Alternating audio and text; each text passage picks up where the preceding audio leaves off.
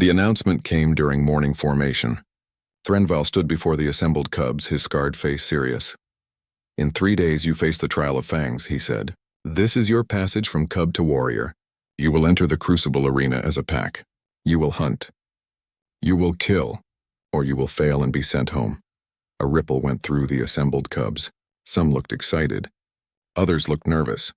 Ji-won felt her stomach drop. She'd read about the trial of fangs. It was brutal, deadly. Cubs died in this trial sometimes. You will face a synthetic predator designed to test your combat ability. Threnval continued. It will try to kill you. You must work as one pack, one mind. Divided, you will fall. His eyes found Ji-won in the formation. The human will observe only. She is not cleared for combat. Relief and shame hit Ji-won at the same time. Relief that she wouldn't have to face something designed to kill trained Valkyrie warriors. Shame that she was being separated from the cubs again, marked as lesser. After dismissal, Corvin approached her immediately. Mira and Talos flanked him. "No," Corvin said firmly. "We not go without you." "You have to," Ji-won said. "This is your trial. I'm not allowed." "Pack stays together," Mira insisted. Her ears were flat against her head, a sign of distress. "You are pack." Ji-won felt her throat tighten. These 3 cubs, who had risked mockery and shame to befriend her, now considered her part of their pack. It was the greatest honor she could imagine, and also the most painful because she couldn't join them where they needed to go. "I can't change the rules," she said softly. Talos made a rumbling sound and looked at Corvin. The smaller cub's eyes narrowed and Ji-won could see him thinking hard. The next morning, Corvin, Mira, and Talos didn't show up for training. Neither did several other cubs. Threnval's expression turned stormy. He found them in the barracks, sitting in formation but refusing to move. "Explain," Threnval growled. "Ancient law," Corvin said, his voice steady despite his obvious fear. "No warrior enters the crucible divided. Our pack includes the human. Without her, we are divided. We will not enter." Other cubs had joined the protest. Not many, but enough. They sat behind Corvin, Mira, and Talos in silent support. Threnval's claws extended. For a moment, Ji-won thought he might attack. But then something changed in his expression. He looked at the cubs, really looked at them, and some of the anger faded. "You would stake your entire future on a human?" he asked quietly. "We stake our future on our pack," Corvin replied. Threnval was silent for a long time. Finally, he made a disgusted sound in the back of his throat. "The human may enter the crucible," he said. "As a pack coordinator, unarmed, she will direct, not fight. If she interferes directly, you all fail. Understood?" The cubs made sounds of agreement. Ji-won wanted to protest, to say she didn't want special treatment, but she saw the hope in Corvin's eyes and kept quiet. They had fought for her. She wouldn't let them down. 3 days later, Ji-won stood at the entrance to the crucible arena with her pack. Corvin, Mira, Talos, and 7 other cubs who had decided to trust the human's guidance. Ron led a separate pack, refusing to hunt with the weak ones. The arena was massive. Rough terrain, obstacles, places to hide and places to be trapped. And somewhere in there a synthetic predator waited. "Remember," Ji-won said, "I can tell you what I see, but you have to execute. Trust each other, trust your instincts. And trust me," the cubs nodded. Then they entered. The arena doors sealed behind them. Ji-won's heart pounded. She had no weapons. If things went wrong, she couldn't defend herself. But that wasn't her role. Her role was to see what the Valkyrie couldn't, to think differently. The predator revealed itself 10 minutes into the hunt. It was nightmare made real, a 4-legged horror covered in synthetic armor plating, with claws like swords and a tail that ended in a spiked club. Its head was mostly mouth and the teeth were designed to shear through Valkyrie bone. The cubs attacked immediately, following their instincts. They charged as a group, trying to overwhelm the predator with numbers and ferocity. The predator cut through them like they weren't there. It was faster than any living thing Ji-won had ever seen. It would strike, retreat, strike again. Within seconds, 3 cubs were down, not dead but badly injured. The others fell back, regrouping. "Stop!" Ji-won shouted. "Attacking head-on won't work. It's designed to counter that." "What else do we do?" Corvin panted.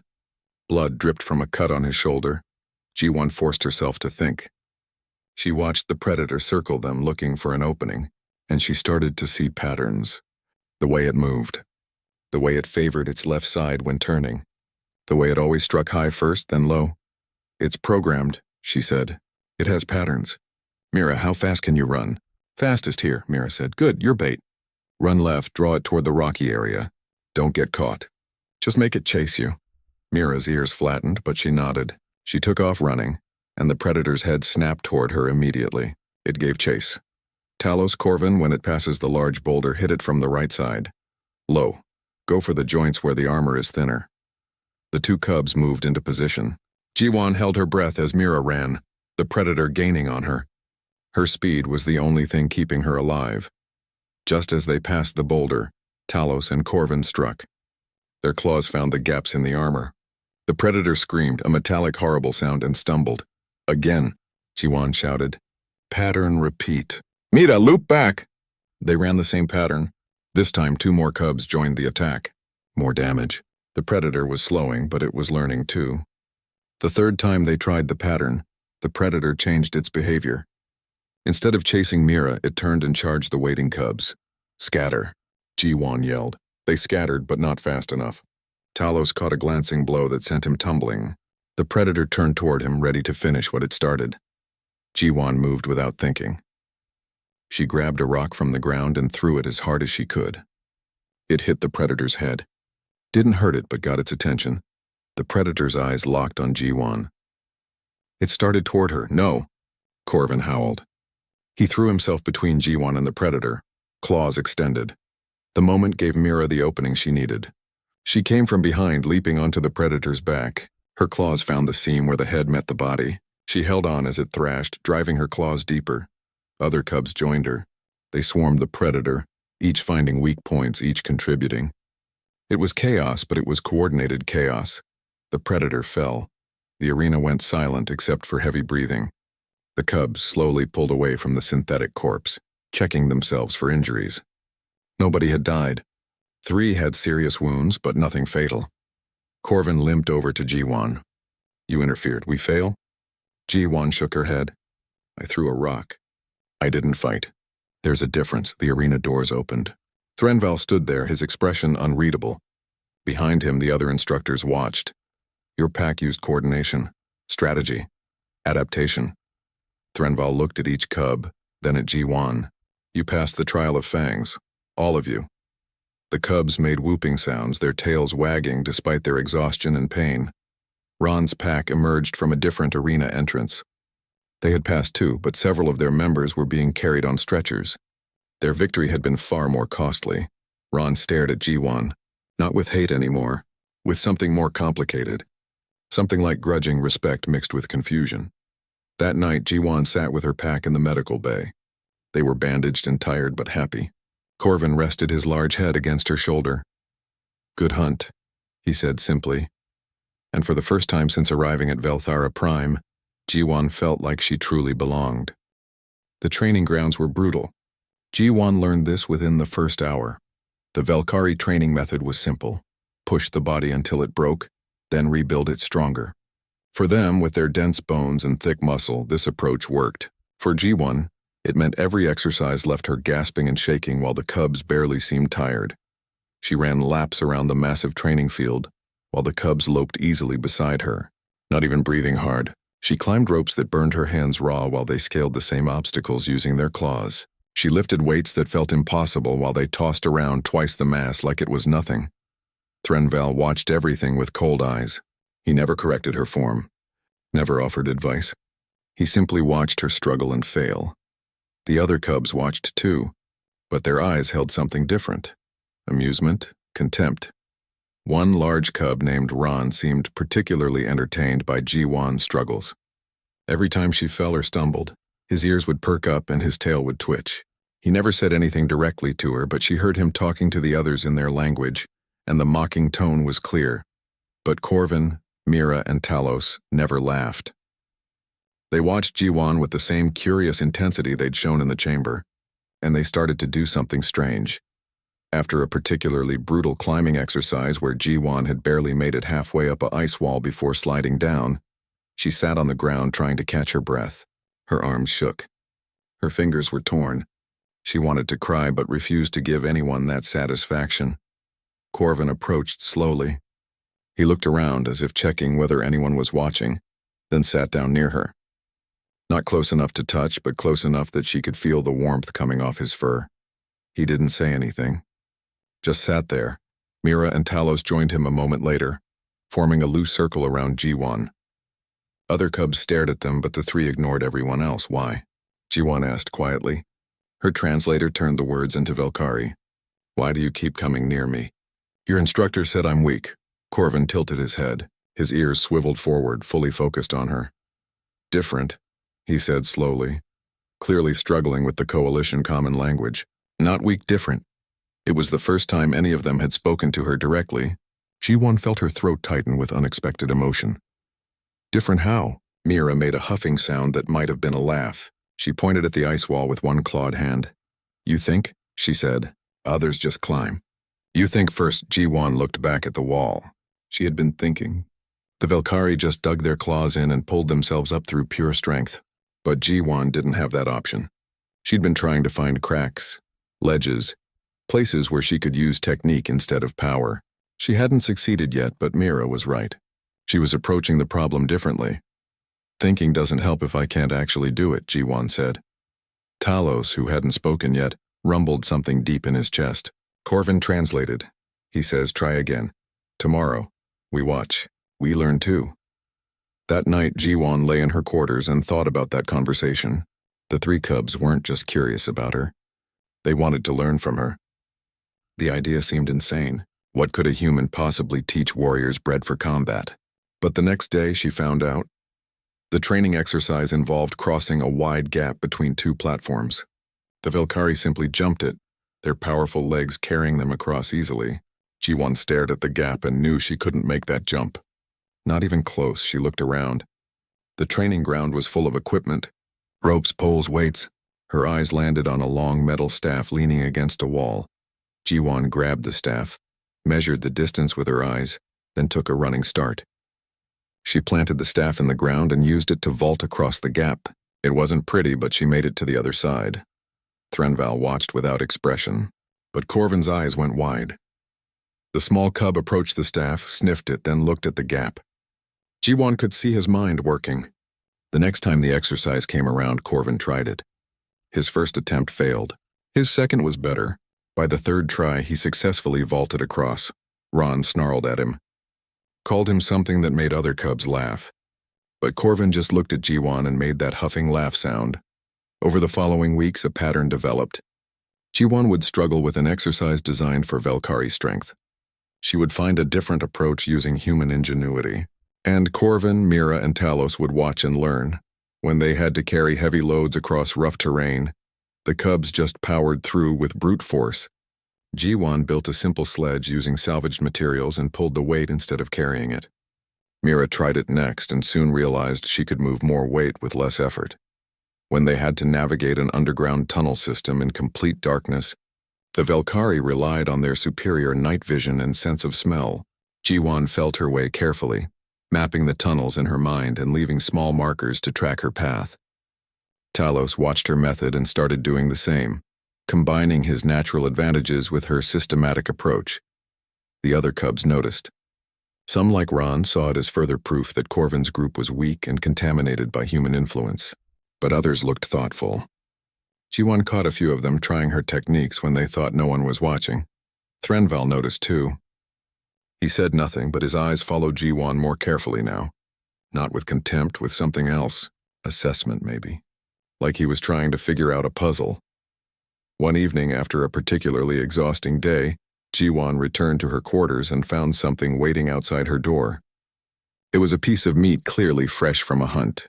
The cuts were clean, done with claws. It was wrapped in a large leaf. This was a Velkari custom. She'd read about it during her preparation. When pack members shared a kill, it meant acceptance, trust, family. G1 picked up the meat carefully. It was still warm. She looked down the corridor and saw 3 tails disappearing around a corner. Corvin, Mira, and Talos. She brought the meat inside, cooked it properly for human consumption, and ate every bite. It tasted like acceptance. Like hope. The next day, during a formation assembly, Ron confronted Corvin directly. The large cub was nearly twice Corvin's size, and he used that size to intimidate. He growled something harsh in their language. Corvin didn't back down. He was smaller, weaker by Velkari standards, but he stood his ground. G1 watched tensely. She wanted to intervene, but knew that would only make things worse for Corvin. This was something he had to face himself. The confrontation ended when Threnval barked an order. Both cubs returned to formation, but the tension remained. Lines were being drawn. Cubs who saw value in different approaches versus cubs who clung to tradition. And at the center of it all stood a human who just wanted to prove she deserved to be there. That night, G1 sat with Corvin, Mira, and Talos in a quiet corner of the barracks. They didn't talk much. Language was still a barrier, but they sat together, these 3 young warriors and 1 human. And in that silence, a real pack was forming. A pack that would soon be tested in ways none of them could imagine. The transport ship broke through the gray clouds of Velthara Prime, and G1 pressed her face against the small window. Below, the moon's surface stretched out like a frozen desert, all ice and dark stone. Massive structures rose from the ground, built from black metal that seemed to absorb the weak light from the distant sun. This was the Coalition Military Academy, the most famous training ground in the known galaxy, and G1 was the first human ever invited to walk through its doors. She felt her stomach twist. Not from the descent, but from fear. Real cold fear that she tried to push down deep inside where no one could see it. Humans had only joined the Intergalactic Coalition 3 years ago. Before that, nobody even knew Earth existed. Now she was here, representing her entire species at a place designed for warriors that could tear her apart without trying. The ship landed with a heavy thud. G1 grabbed her pack and followed the other passengers down the ramp. The cold hit her immediately, stealing her breath. Her uniform tried to compensate, heating up automatically, but the wind still cut through like knives. She pulled her collar tighter and walked toward the massive gate ahead. Inside, the academy was even more impressive. Hallways stretched in every direction, wide enough for vehicles to drive through. The walls were covered in symbols she didn't recognize, probably battle honors and achievement records. Everything felt too big, built for beings much larger than her. A growl made her stop. G1 turned and found herself staring at something her brain struggled to process. It looked like a wolf, if wolves stood 3 meters tall and wore armor. Its fur was silver gray. Its eyes were amber and intelligent, and its teeth were very, very visible. This was a Velkari, the species that ran the academy, the species that had been conquering and protecting the galaxy for thousands of years while humans were still figuring out agriculture. Human, the Velkari said. Its voice was deep and rough like grinding stones. Follow, G1 followed. She had no other choice. The Velkari led her through corridor after corridor until they reached a massive chamber. G1 stepped inside and immediately felt dozens of eyes turn toward her. The room was filled with Velkari, but these were younger, smaller, still twice her size, but not yet full adults. These were the cubs, the trainees she would be studying with. At the front of the chamber stood the largest Velkari G1 had seen yet. His fur was darker, streaked with scars that told stories of old battles. He wore minimal armor, just enough to show his rank markers. This had to be the instructor. "I am Threnval," he announced, his voice carrying easily across the chamber. "I lead this training unit. You are cubs. You will learn to fight, to hunt, to kill.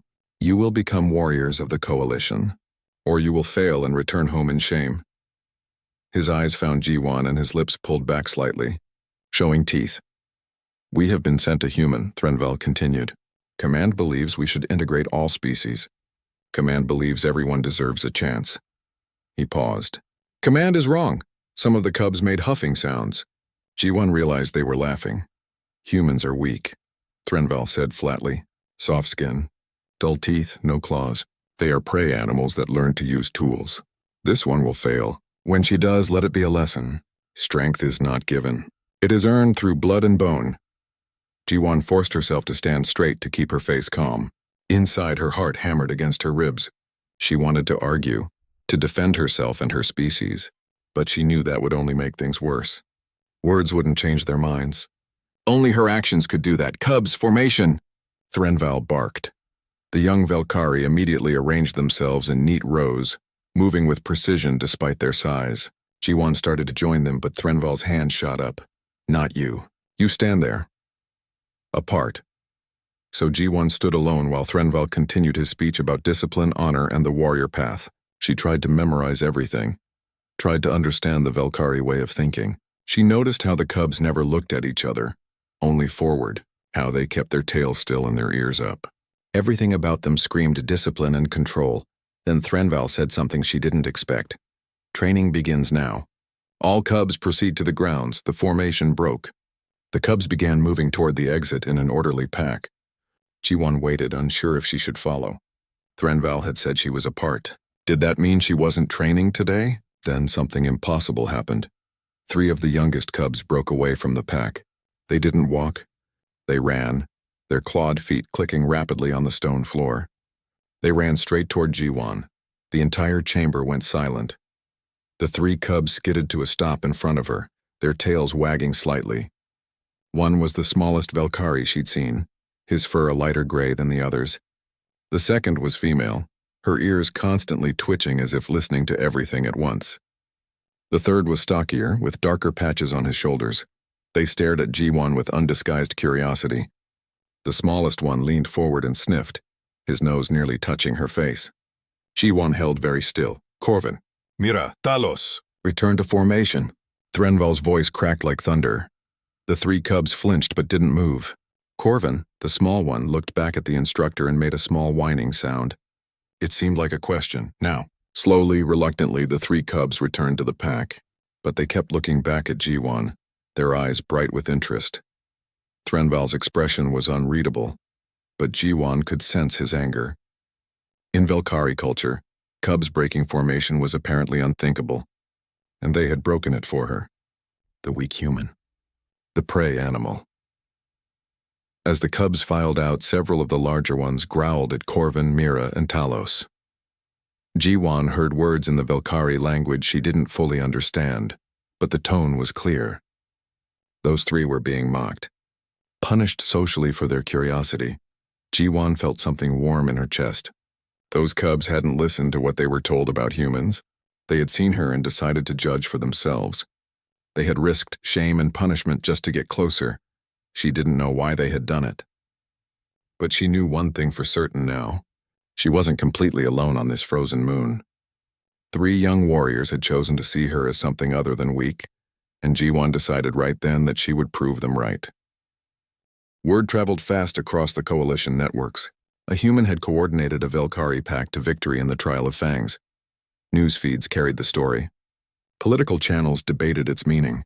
Some species saw it as proof that humans deserved their place in the coalition. Others saw it as a fluke, or worse, as evidence that the Velkari were growing soft. G1 tried to ignore the attention and focus on training, but it was impossible.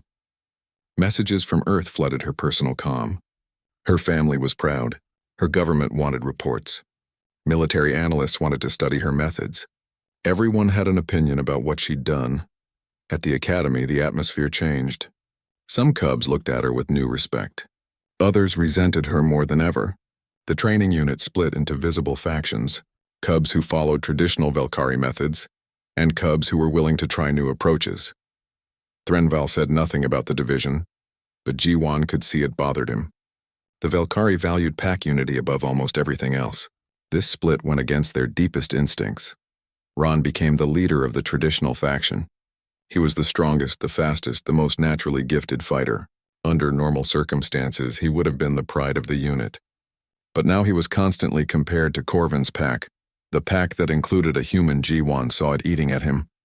Every time her methods worked, every time a cub tried something new and succeeded, Ron's expression grew darker. It came to a head 3 weeks after the Trial of Fangs. G1 was in the training yard, helping Mira refine a climbing technique when Ron approached. He wasn't alone. 5 other large cubs flanked him, all from the traditional faction. Human, Ron said.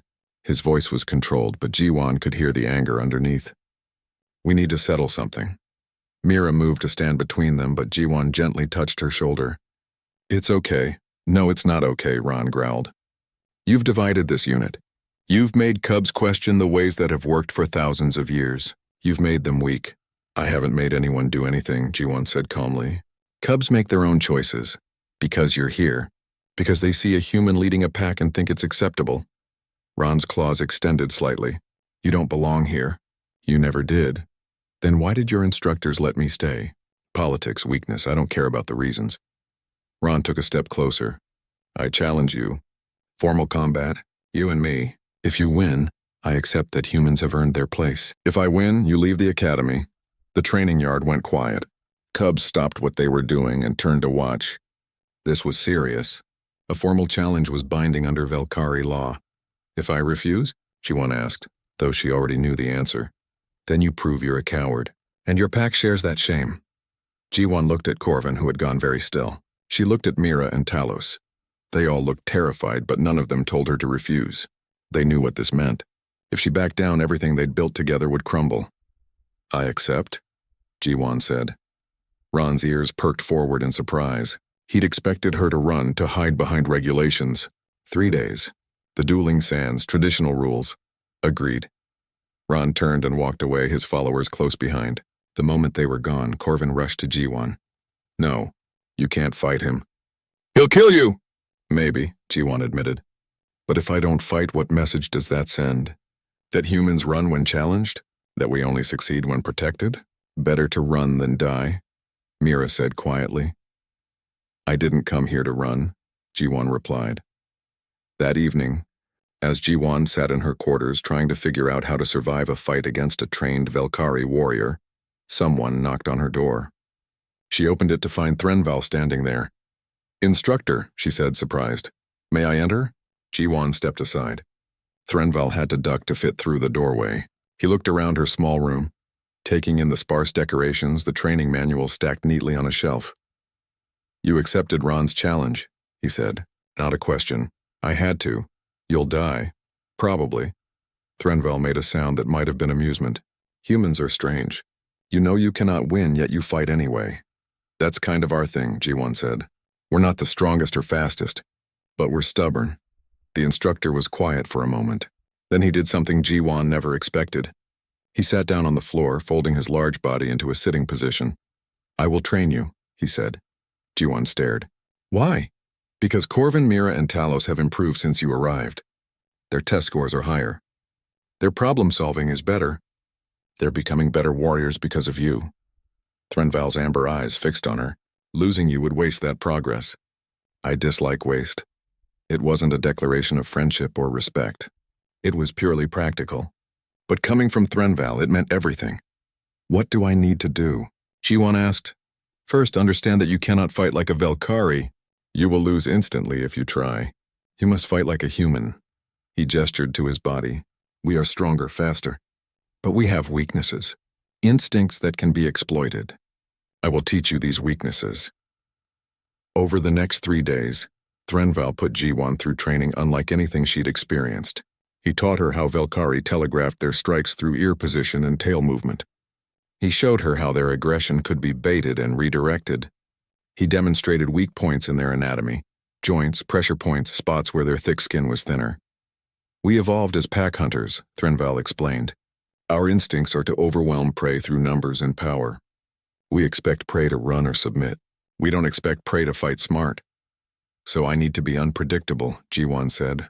More than that, you need to be prey that thinks. It will confuse his instincts. Use that confusion.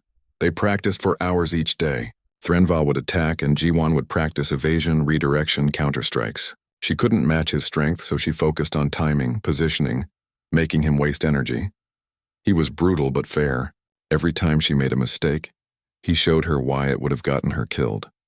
Every time she did something right, he made her repeat it until it became automatic.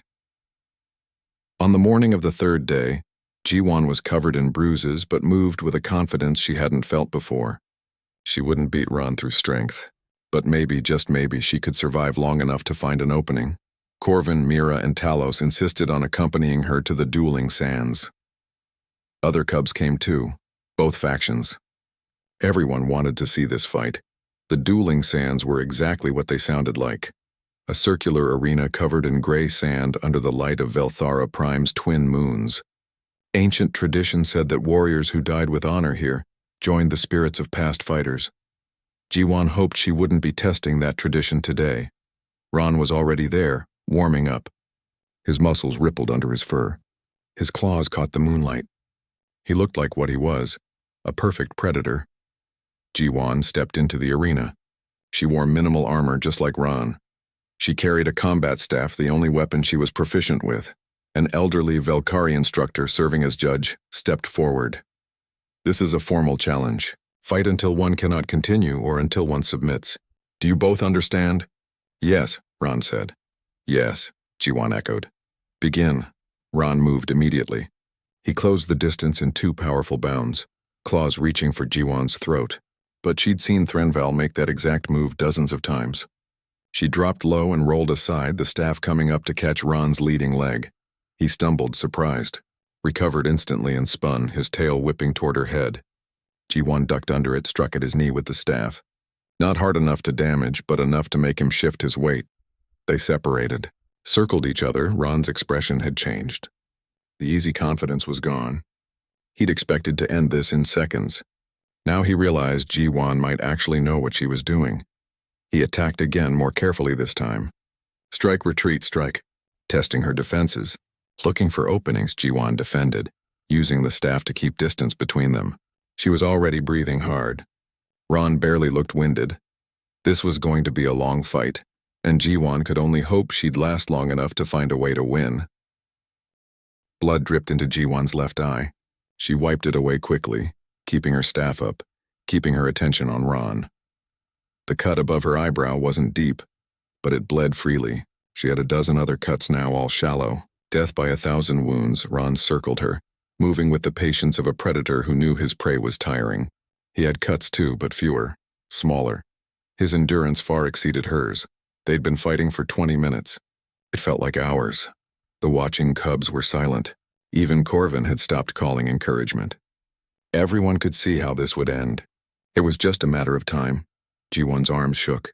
The staff felt like it weighed a ton. She'd blocked and dodged and redirected so many attacks that her body was running on pure adrenaline now. When that ran out, she was done. Ron lunged. Ji-won tried to sidestep, but her leg gave out slightly. His claws caught her shoulder, tearing through the light armor and into flesh. Pain exploded bright and hot. She stumbled back. Ron pressed the advantage. Strike after strike, each one forcing Ji-won to give ground. She was being pushed toward the edge of the arena, where the sand gave way to stone. Bad footing. Nowhere to retreat. This was it. This was where she died. Then Ji-won remembered something Threnval had said during training. Velkari fight to dominate. When we sense victory, we become aggressive. Less cautious. That moment of overconfidence is your only real opening. Ron sensed victory now. Ji-won could see it in his eyes. The way he moved. He was already celebrating in his mind. She made a decision. Stopped retreating. Let her staff drop slightly, as if her arms were too tired to hold it up anymore. Ron's ears perked forward. He saw weakness, saw the kill. He charged forward in a final rush, both claws extended, going for Ji-won's throat. Ji-won dropped completely, fell backward onto the sand. Ron's momentum carried him forward over her, and as he passed, Ji-won swung the staff upward with everything she had left. The staff caught Ron's leading ankle mid-stride. His leg swept out from under him. He crashed down hard, off balance, surprised. Ji-won rolled. Her body screamed in protest, but she ignored it. She got behind Ron as he tried to rise, dropped the staff and wrapped her arms around his neck, legs hooking around his torso. It was a grappling position humans called a rear choke. She'd spent hours drilling this exact scenario with Threnval. You can't overpower a Velkari, he'd told her, but you can control their air if you position correctly. Cut off blood flow to the brain. They'll drop just like any other species, Ron thrashed. His strength was terrifying. He nearly threw Ji-won off 3 times. Her arms burned. Her injured shoulder felt like it was tearing apart, but she held on, squeezed, used her legs to stay attached. 30 seconds. That was what Threnval said. 30 seconds of proper pressure and even a Velkari would lose consciousness. Ron's movements became weaker, more desperate. Ji-won felt terrible doing this to him, but she couldn't stop now.